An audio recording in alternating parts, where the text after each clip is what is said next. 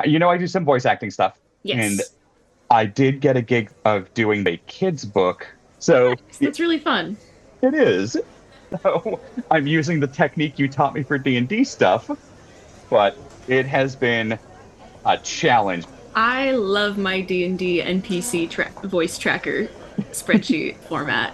It makes me very happy. I'm also very happy that it's worked out for you in your own way because I know I had to explain like how I went about filling it out a couple of times in like a Yeah. different way for you So, to really click into it. but yeah, this has been fun. John is a actor, TV producer, does a lot of improv-based performances, a lot of off-the-cuff stuff. So even his TV shows, it was just, here's what we're trying to do, here's the start of the scene, here's the end we're trying to get to. Everyone just go.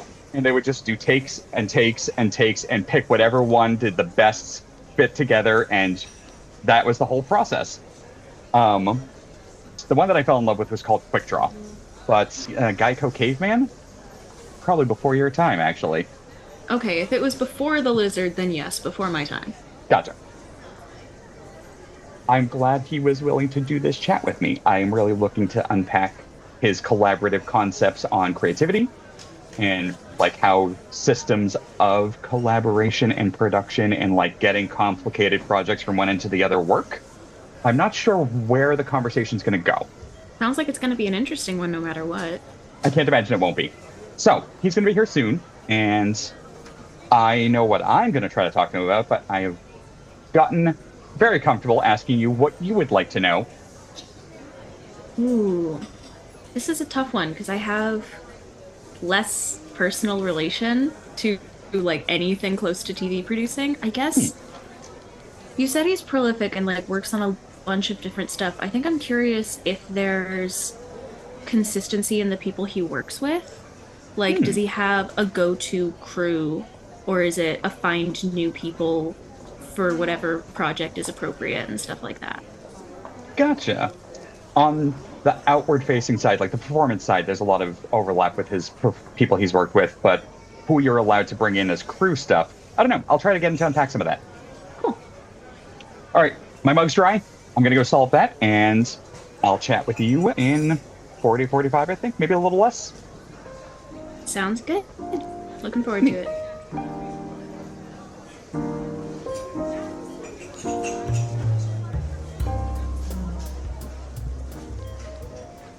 John, good to see you. Thanks for coming over for this. Oh, my pleasure, man. It's good to see you, Griffin. I think the last time I saw you in person was at your BU lecture where I did the illustration of you from the audience. Yes, which was amazing. And then we saw each other afterwards, right? Did you come? Yeah, we went to the Yeah, cantina after. yeah, that was great. Yeah. Yeah, sorry, I did a lot of drugs in the '90s, Griffin. It's amazing that I can remember anything. I that was part of the lecture you gave Yeah, me. yeah. I've now been sober for 29 years. Can you believe it?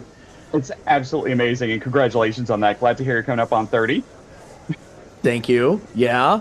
I'd love to take credit for it, but, the further away I get from that day of first getting sober, the less I think I had anything to do with it.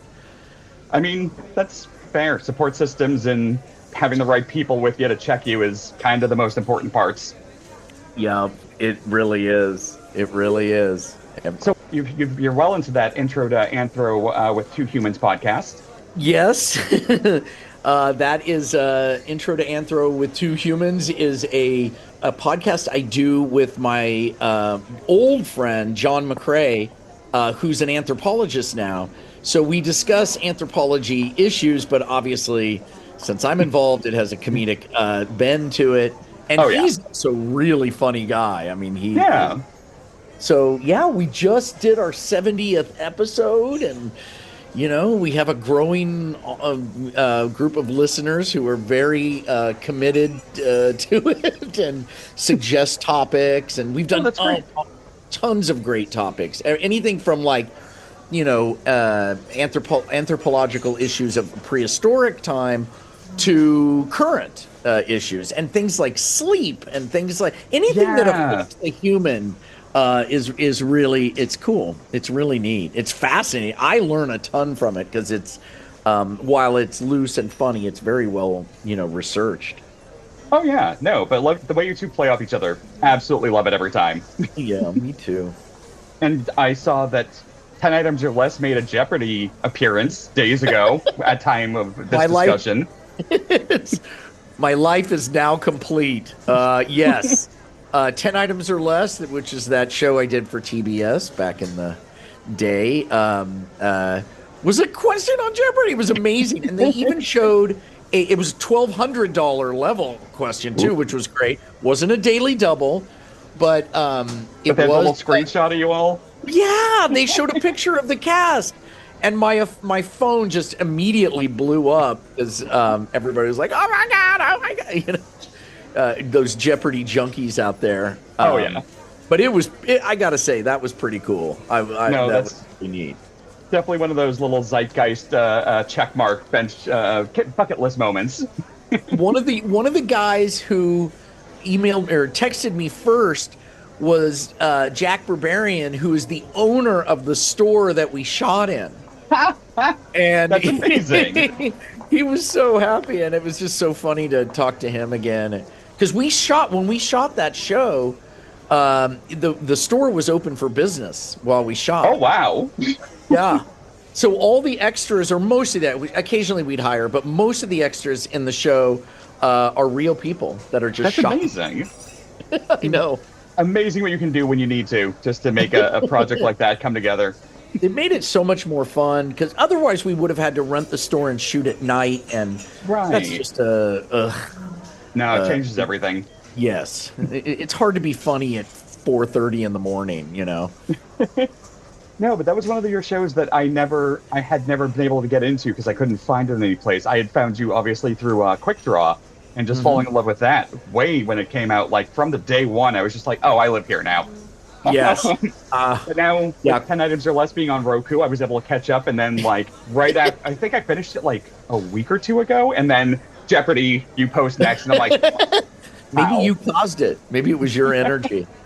There's a third series that I did called Jailbait, which is very difficult to find, but I can send you a link on the DL. It's it was our attempt at rated R, and it's crazy. It's nut job. I would love that, but I will definitely keep it hush. Yeah, Sony would get upset, I think. I know the last thing I saw you working on before this discussion, I guess I saw something about LaFondie recently, but Smoke Show was the last thing I saw you trying to shop around. Yes. And that was with Fortune Finster as one of the people who has blown up since then. I know. We're not surprised at all. I knew she, you could tell how great she is, and a great improviser. Yeah, amazing. Yeah. She was amazing. I mean, it is really good. We pitched it, but sometimes whatever, the environment, the time, who knows? But it didn't go. I've pitched a lot of stuff that hasn't gone, believe me. But I feel like that's the normal, isn't it? Yes. Yeah. Just keep throwing stuff. Yeah. I mean, 10 Items or Less was we sold it on our first pitch. That's amazing. That never happens. Never happens. And they bought it in the room. And so I thought, oh, this is easy. And then as we got older, we realized, no, that was an outlier event. But I just love it. I just love it because you're creating these worlds. And yeah, of course I'd want to sell it and be able to explore them further and shoot them and all of the fun of that. But we always shoot a sizzle reel. We always, work with within the improv sort of vibe that we do, and it's just a great process. And really, if you're coming into the business and you gotta have scar tissue and be able to hang for the length, especially if you're trying to sell a show, which is the hardest, stupidest thing to try to do. From an expert, folks. Mm-hmm. Everybody thinks it's about the idea. I have this great idea, and I'm like, okay, by the time you pitch, all the ideas are great. Everybody's idea is great. That's taken for granted. That's the base. Now, what kind of person are you to work with? What kind of pedigree do you have? Can you give me confidence that you'll come in on time, on budget? Blah, blah, blah, blah, blah. Right. All the actual, all the work part of the work has to get accounted for and speculated at. Yeah. Yeah. No, my friend George, who I talked to recently in this same project that I'm doing, he has done some short films and stuff like that and kind of worked towards the angle you're doing, but at some point hit the wall of frustration and had just decided to back off until he realized that he had always understood the concept of never write what you can't shoot, which is huge. Yes. But then he found out that he could hire comic artists and write whatever he wanted, and they could draw it.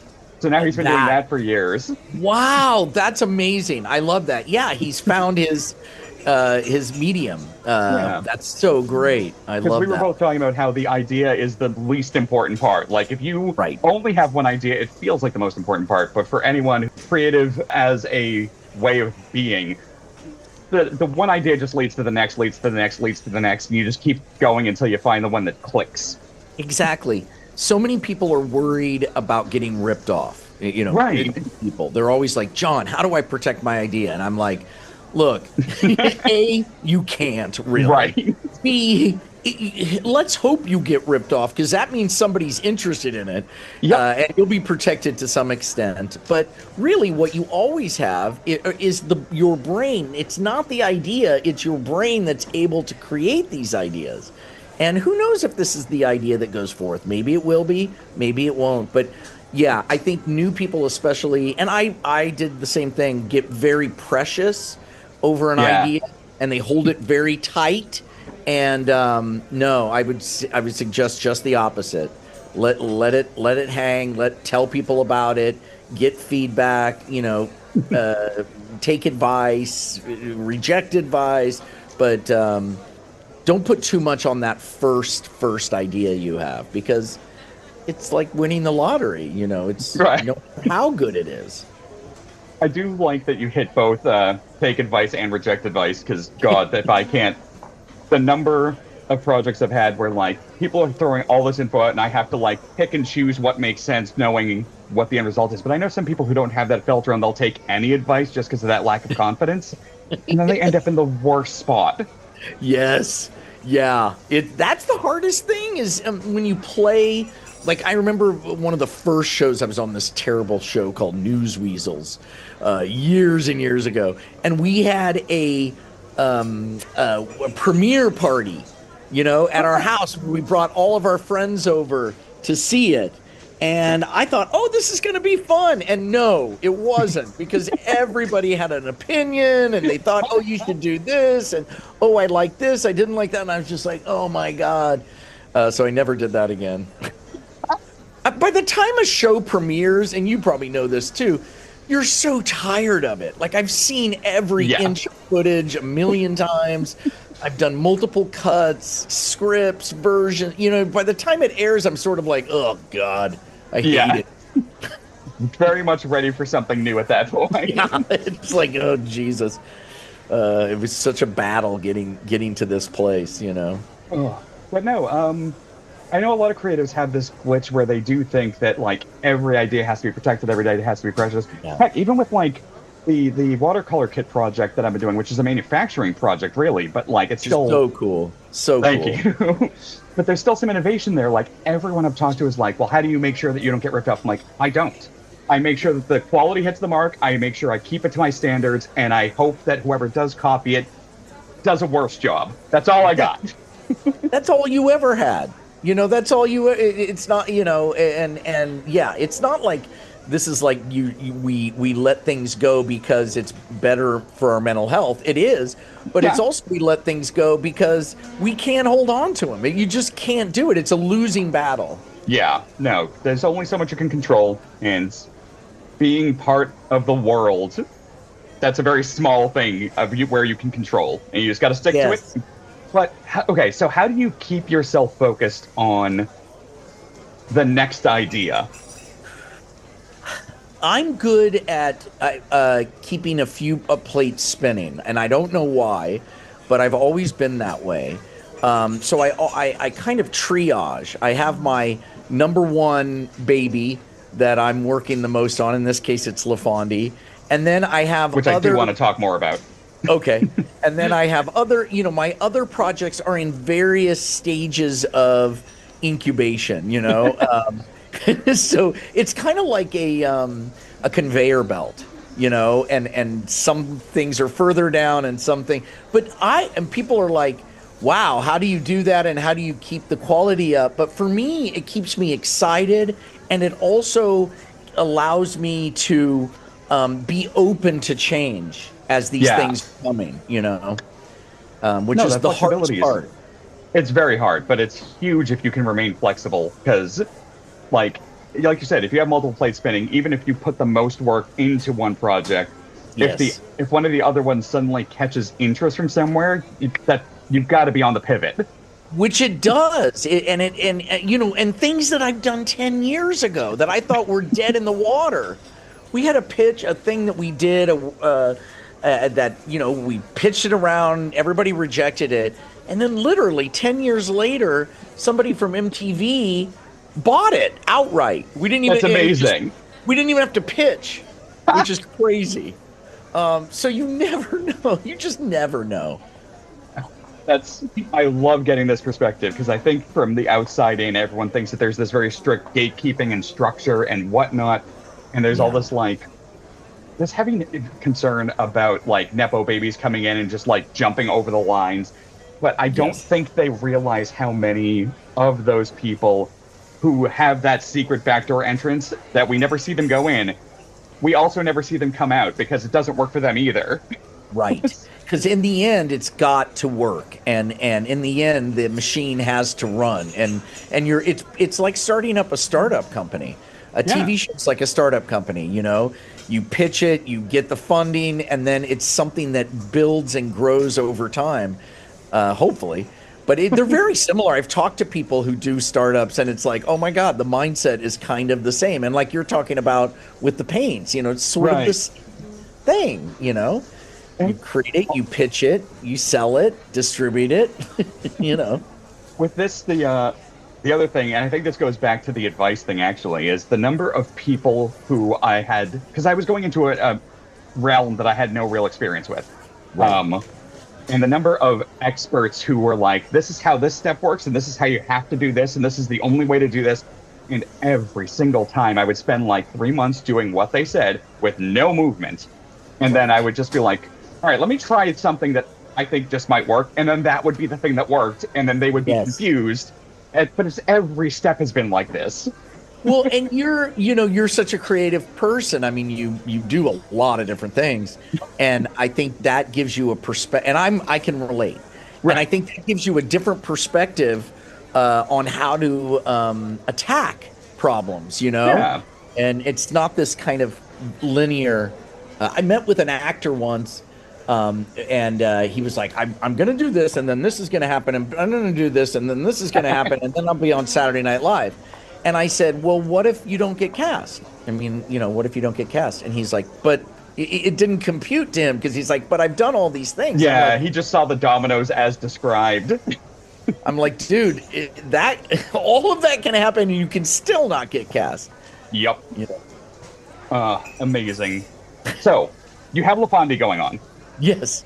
What I saw the little clip that you put out, sort of playing with that. Tell me what's going on, what you can. All right. I want to get you in.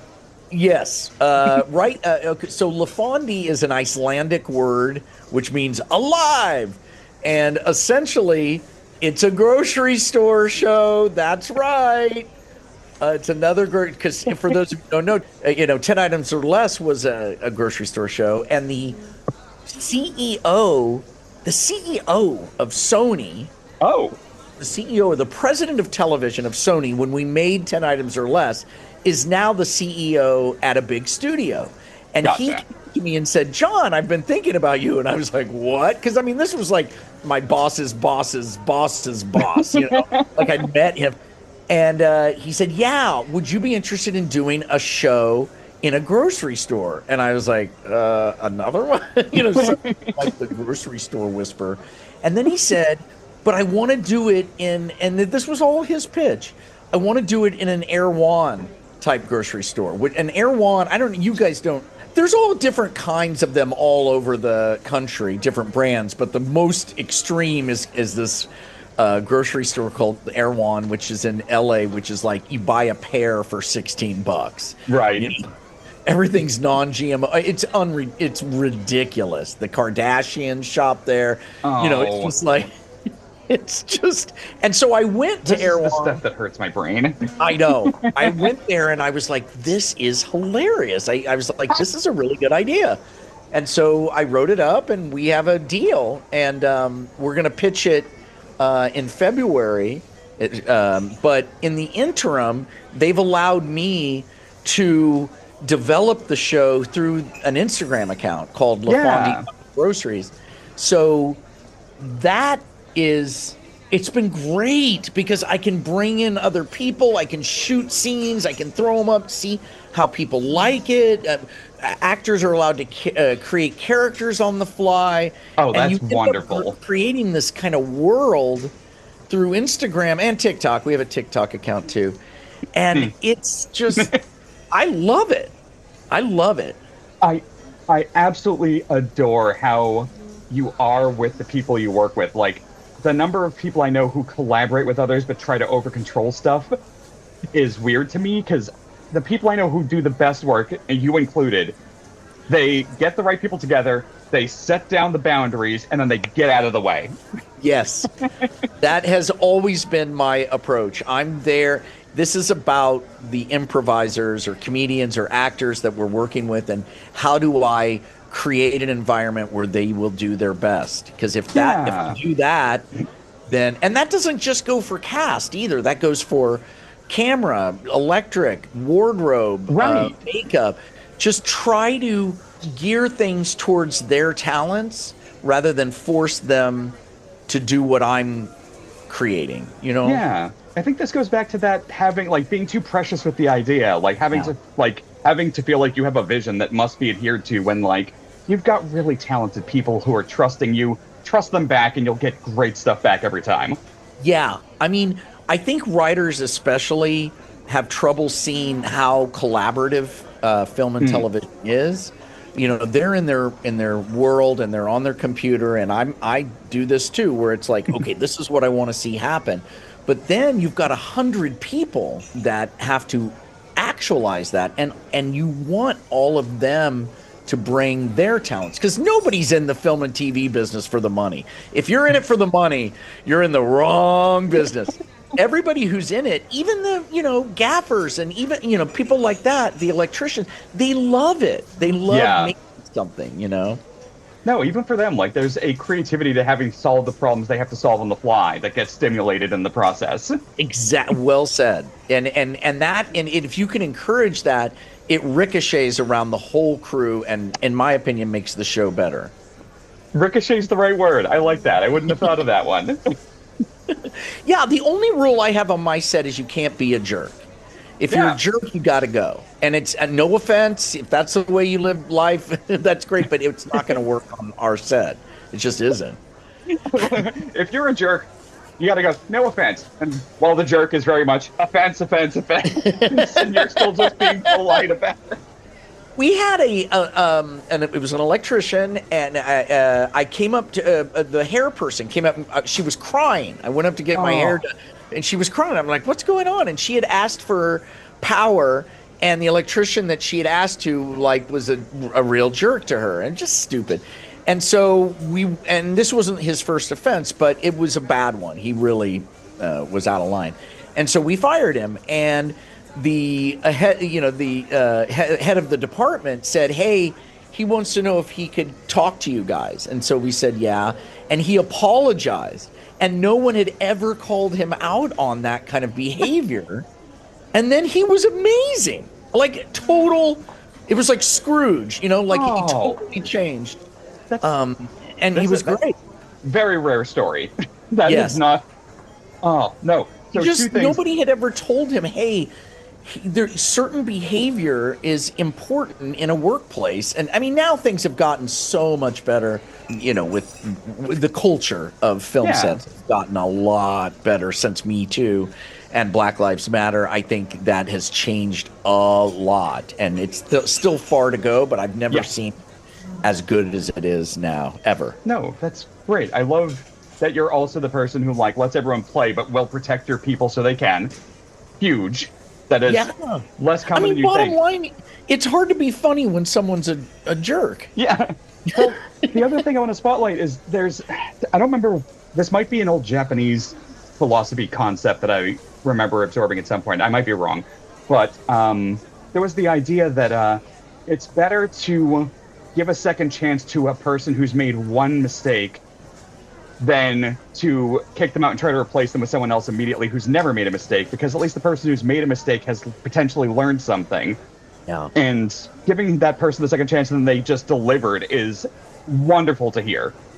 Now, there's many times when that hasn't happened. Of course. But that one did, and I've never forgotten it. Yes, and so, that LaFondie, so I'm back in a grocery store, man. I'm back inside a grocery store. How does that feel? Is there any concern about the sense of repetition, or is this just a new way to play with ideas you didn't get to with 10 items or less? Not at all. I mean, not even for a minute have I thought it that way, because the idea is so different. It's so different. The characters are all different. Yeah, the location is the same, but a location is not a show. A lot of people think it is.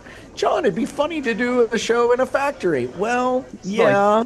You need to you can't make the location a character just by saying what it is. That doesn't work that way. Yeah. But so, it doesn't really matter, because to me, it's all, whether it's a Western, whether it's in jail, whether it's whatever, it's always about the characters and what's going on with them and the repartee between them. So I love anything that's in the public domain. I just love that, because then you can have anybody walk in. It just gives you a lot more options. Yeah, you don't have to justify it if it's just a public space like that. It's very casual, very easy to justify anyone being there for any reason. I see it. Yeah. And it's a place where we've all gone, and groceries being expensive is in the news and is in the zeitgeist, so it kind of fits. We're all sort of saying wait, why is an apple $9 or whatever? And why is the smoothies? God. Okay, Erewhon has a meat smoothie. They have a smoothie that's meat. Wasn't that a Ren and Stimpy joke from the mid-90s? It's real. Isn't that crazy? And it's $18. I mean, if I can't write comedy around that, I'm a dead man. Honestly, the hardest part is the fact that it's too obscure by nature. I know. It's so ridiculous. It's almost like Trump it's so ridiculous you don't really have a lot to go. No, you have to ground it before you can bounce back up. But, this is a grocery store that is kind of straddling those worlds. It was a regular grocery store that now is trying to adapt to the Whole Foods on steroids kind of clientele. Fantastic. Oh, I am so looking forward to hearing where this goes. Yeah, go to Instagram. I'm posting stuff pretty much all the time. And I'm sharing it on my own Instagram and stuff. But yeah, all these amazing improv artists, and a lot of people you recognize because you've seen Quick Draw, right? But new people too. I'm bringing in a lot of new people, which is fun. Great. Yeah. I also love how loyal you are with the people you've collaborated with in the past, and making sure you give them opportunities as you go forward. Not everyone thinks to bring people with them. Oh, it's selfish. I know that they'll deliver.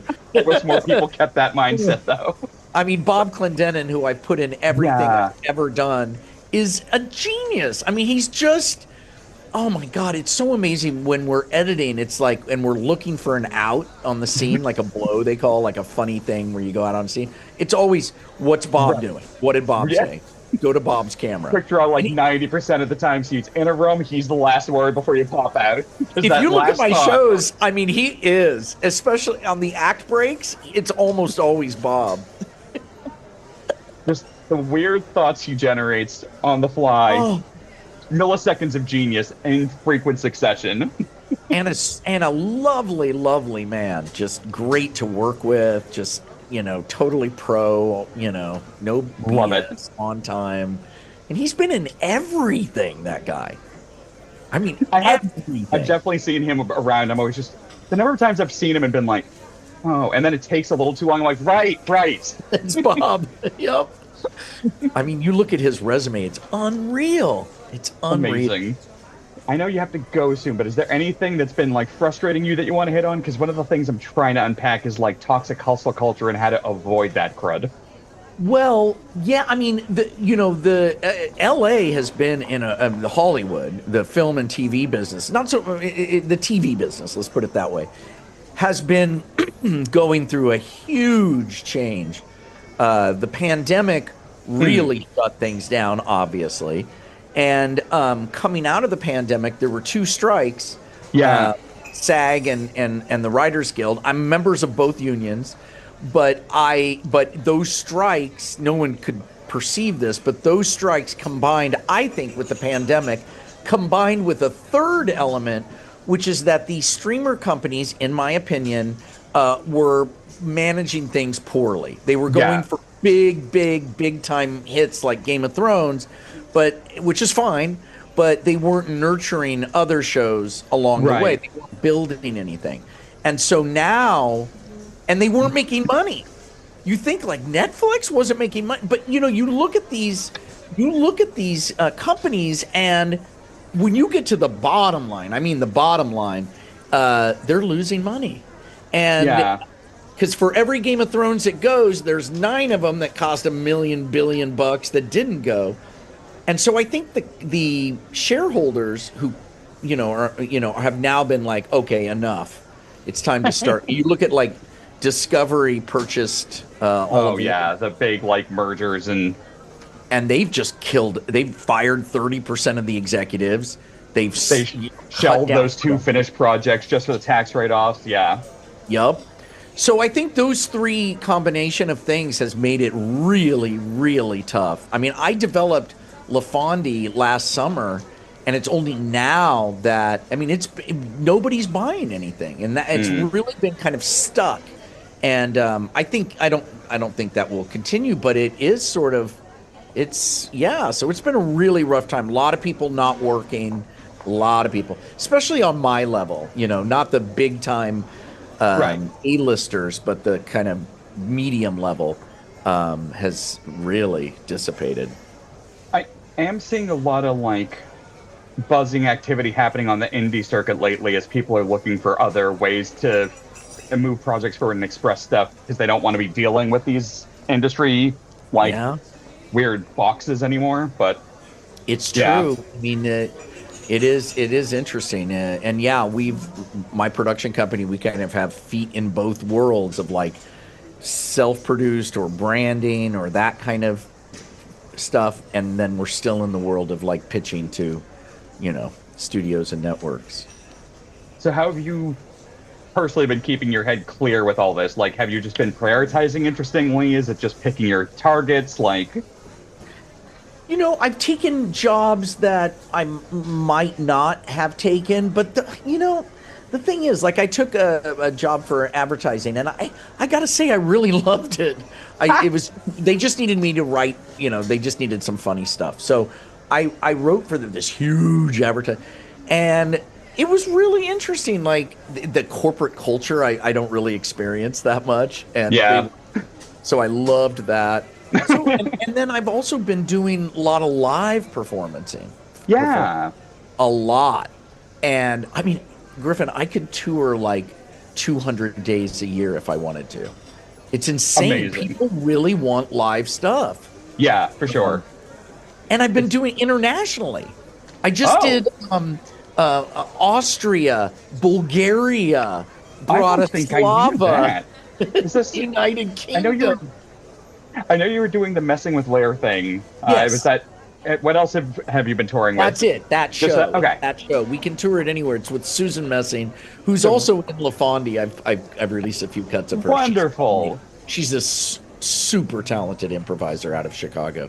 We're going back to Norway. We're going to Switzerland. It's like there's also in the States. We're going to do a Midwest tour. I think like Kansas City because that's where I'm from. St. Louis, Austin, and then some Southwest city. I'm not sure. And then Boston. I would love to do Boston. I would love that. And see you again. No, I don't make it as far west as you very often. I usually end up stopping at New York or Chicago these days, but yes, trying to get over to Portland and Seattle for a couple things this year, so we'll see how that goes. Oh, yeah. We've done some dates in Seattle and Portland as well. Nice. Yeah. There's a lot. People just want that stuff. They just want it. Yeah, no, there's a lot more. I think it's just that combination of people not getting good entertainment streamed to them, or like the stuff that's getting streamed is so like rapid fire that it's not as appreciated, as enjoyed, as experienced. And then being bottled up from the pandemic, that combination has really made people want to see curated, like really well put together live things. I agree with you 100%. Yeah, I think being bottled up in the pandemic was a lot of it. We kind of were all like, oh, wow. Doing things like that is, you can't take it for granted. So people do it. I've always wished people could see what happens on the set when we're improvising and doing stuff, because the show of it is so fun too. Like the crew gets the best show because they're seeing everything, because it's different every take. No, I've not resented, that's not the right word. I was always sad that you weren't releasing like blooper reels off or like B-roll off of a quick draw, because I was always wondering like what other lines didn't make the cut on that. I think I saw like one or two things that did get released, but not many. It's weird. The owners, because Hulu and TBS, they own the shows, or Sony, and so I think they're becoming more open to releasing that stuff. But gotcha. They want to monetize everything. Understandable. But I don't think people understand that. Like sometimes giving a taste away for free is monetizing everything else. It's just weird. They're starting to see too precious. I know, and they're starting to see that's marketing. They're starting to see it as marketing, like stuff for free on YouTube is marketing. But it's hard to get these giant companies to change their way. Yeah, no, I guess it is easier when you're only making decisions one-to-one on the spot. Right. That person George who does comic books, I will work Comic Cons with him, and he had brought up, which I had kind of forgotten that I did this, but if a show is going poorly and we're not getting a lot of customers or foot traffic, and it's just like bad energy all throughout the room, instead, I used to mope. The first couple of years, I would just like it would get into me, and then at some point it tilted, and then I will just be like, okay, well now I'm just gonna like give stuff. Like if someone walks by and they seem excited but they're not buying, I'll just give them a thing. Like here, take it. It's costing me $1 for the having printed it or for the bookmark, and like. Now you're happy, and you're going to take that out there. Yes. And then maybe next year you come back with friends, and then it turns into that in the future. But like, it builds your brand, and and there's no reason to protect the stuff that's not selling that didn't cost me. Like that's not where I've lost money on paying for the table. So this is just stuff that like is now bogging me down. Might as well just make use of it. Yeah, then you don't have to carry it back to the car. Yeah, that too. Who wins? So where are you off to? Like, what's the next thing you're doing? What are you looking forward to most in the next moment? I'm gonna shoot a little another LaFondy scene. Cool. That we're coming up, and I'm going to Clemson University. Oh.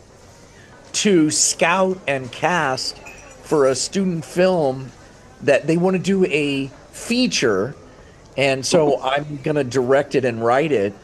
And that's amazing. Cast, some students, some professional actors, and then professional crew, but also bring in student crew so that they can learn. So that's amazing. Yeah, I cannot wait. It's going to be so like different and fun.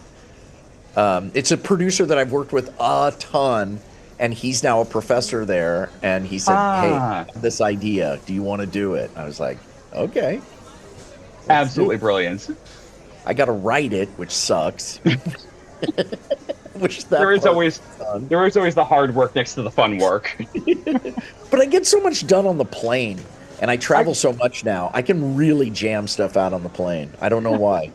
I'm on the train to New York tomorrow, and I have like 2 illustrations due for a thing. So I was like, I'll do the lines today, and then I'll paint it on the train tomorrow, and I'll have my little kit and everyone will be looking at me like, "How are you doing this on a rocking train?" I'm like, "You just learn. You just learn." I know. I'm that weird dude on the plane who's hunched over his computer while everybody else is sleeping. But there's nobody bugs you. Nobody texts. Honestly, it's my favorite thing, traveling, being in airports, because there's nothing else I can do but whatever I want. There's no intrusive thought that can take me in a different direction. It's just what's there. It's a prison of your making. Yeah. I'm only trapped by what I've brought with me. Well, thank you so much for sitting down with me and chatting. This has been hugely helpful. Thank you for having me, Griffin. You're such a great person. I just love the way you think, and I'm a fan. So that is very kind of you to say. But I'll let you get back to what you're doing, and all right. Might bring you back later for a follow-up in the future, but otherwise keep me posted on what's going on. Okay. Who's paying for the coffee? Me? I'll take care. I got it. Okay. I know the first step.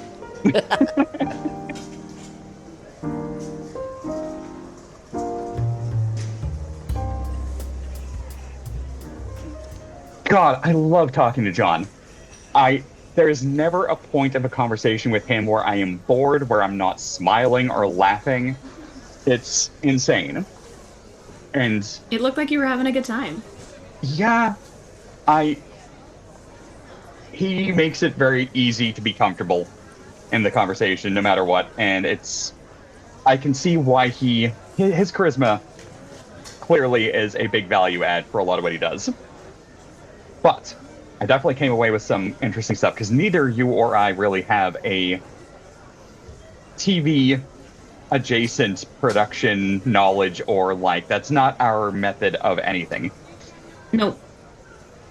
But on your point of focus before he and I started chatting, he did go into the idea of it did end up being mostly with the actors, it seemed, where when he is going into a project, he does try to bring people with him, and he specifically name dropped Bob, who I think I have seen him work with in every project that I've watched him do, and it's clearly for good reason. He just delivers, and he always hits the tone and the awkwardness that he's aiming for. He's got that kind of slapsticky vibe to himself as an actor, and it makes perfect sense. But I did love that John does have a vocal value on, if you've worked with good people, keep working with those people as long as they'll come with you. And I, as someone who, as you've seen, will try to drag people from project to project, present company definitely included, yeah. Then, once you have a good rapport with someone, that is invaluable, in my opinion. And I was happy to see that reflected in John's mindset, but it was a little daunting to hear how abnormal that sounded like it was. Yeah, I mean, there's I think a difference somewhere. There's a line between knowing good people and continuing to work with them, and just outright harmful cronyism. Yeah. It's a tricky balance to find. Sometimes, especially in the professional sphere, for a paid gig, it can sting to see that it went to somebody's best friend instead of an actor that you know and like, or even yourself. But in academic theater, or in just fun projects that you're doing, I think having a network of people you're friends with, but also people that you can really trust on a professional level is really important. I'm helping out one of my friends with her senior thesis, and something that she kept reiterating to me as she was like asking me to do her this favor, which I don't consider it a favor. I'm super excited that I get to do this because she's brilliant. But something that she kept reiterating to me was that she has a lot of trust in my ability as an actor and my like level of professionalism, and she has absolute faith in me to be able to do her main character justice. Like, Heck that just yeah. means the world. That's amazing. Those are the moments that like can carry you forever. Yeah, absolutely. There is something John specifically hit the point of, in at least in the TV world, in the production cycle, in the way that like it has to move through certain chains and gates before it becomes an actual thing. While you will have someone who gets a role or gets their foot in the door because they know someone or because they related to this person, somebody called in a favor, there is a little bit more in that machine, which probably has something to do with the corporate construct of it.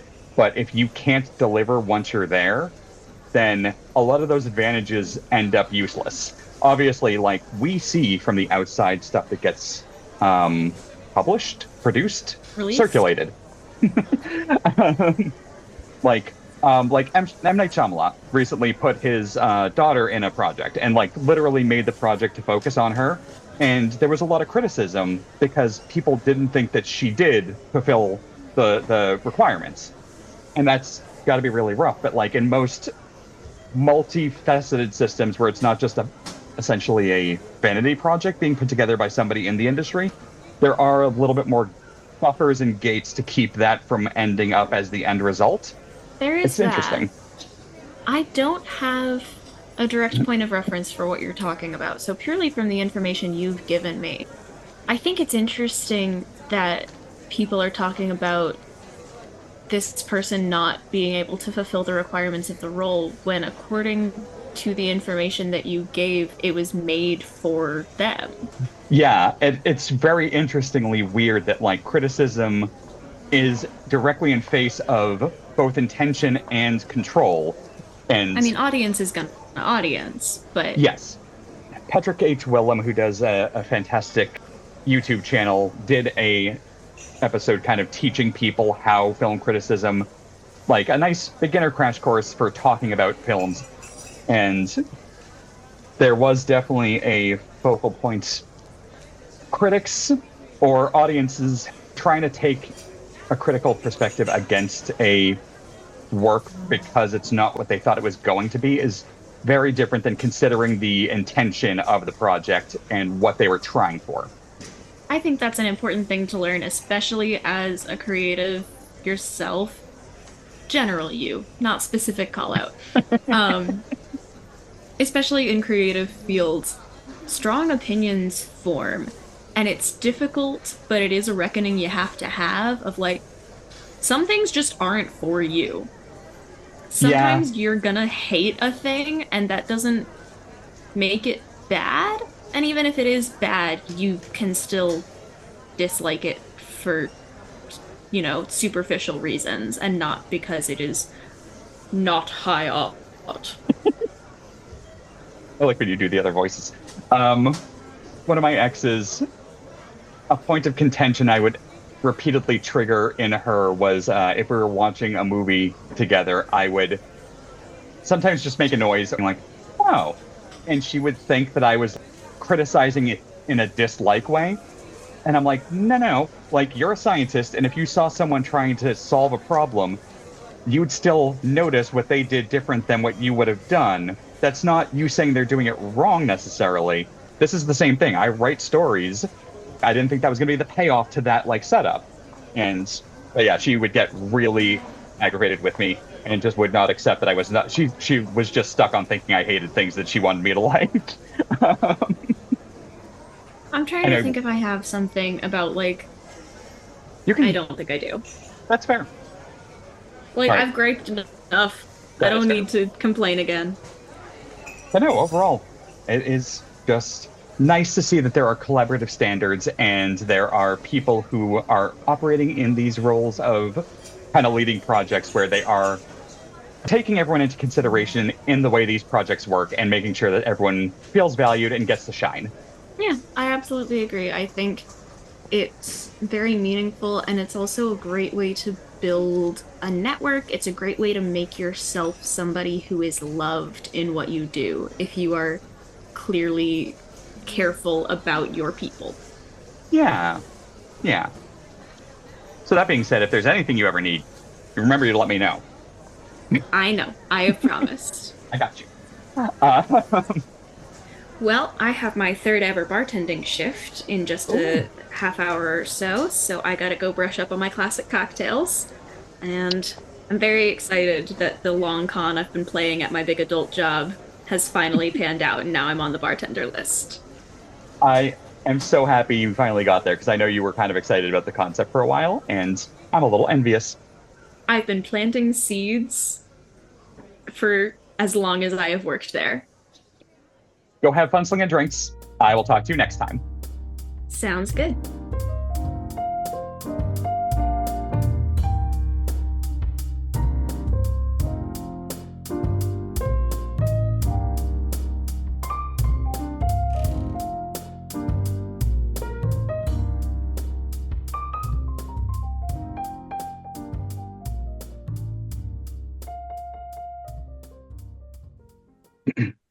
Like living Hey, in New York, Archer. there's a safety. Oh, sorry. Oh, sorry.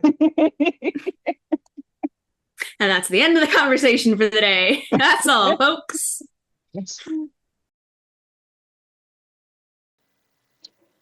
If you enjoyed this episode, we have plenty more, and you're encouraged to subscribe or follow. If you're curious, head to shadedareas.com for more information about the show and other projects related to us. If you're generous, head over to patreon.com/createartrepeat, where you can support the show. Thanks for listening, and until next time, stay thoughtful, stay playful, and keep creating.